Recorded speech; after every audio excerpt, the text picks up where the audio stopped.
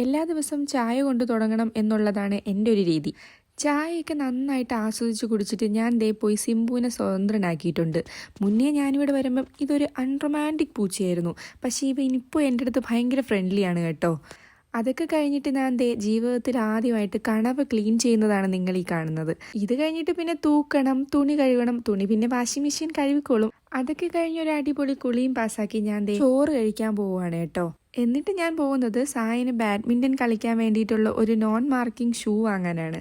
അതൊക്കെ വാങ്ങിക്കഴിഞ്ഞ് തിരിച്ചു വന്ന് എൻ്റെയും സൽമാൻ്റെയും ദേ കേക്ക് ഉണ്ടാക്കൽ പരീക്ഷണമായിരുന്നു കേട്ടോ. കേക്കൊക്കെ അടിപൊളിയായിട്ട് വന്നിട്ടുണ്ട്. അതിൽ നിന്ന് ഒരു പീസ് ഞാൻ ഷിജോയ്ക്കും കൊണ്ടുവന്നിട്ടുണ്ട് കേട്ടോ. അവൾ കഴിച്ചിട്ട് നല്ല അഭിപ്രായമാണ് പറഞ്ഞത്. പക്ഷേ നമ്മുടെ ബീസു നല്ല അഭിപ്രായം പറഞ്ഞിട്ടില്ല. അവന് ഞാൻ ആദ്യം ഒരു ബൈറ്റ് കൊടുത്തു. ആ ഒരു ബൈറ്റ് മാത്രമേ അവ എടുത്തിട്ടുള്ളൂ. പിന്നെ അതിലോട്ട് തിരിഞ്ഞു പോലും നോക്കിയിട്ടില്ല. ആ ഇരിപ്പ് കണ്ടില്ലേ, വെറുത്തു പോയെന്ന് തോന്നുന്നു. അപ്പോൾ ശരി, ടാറ്റാ.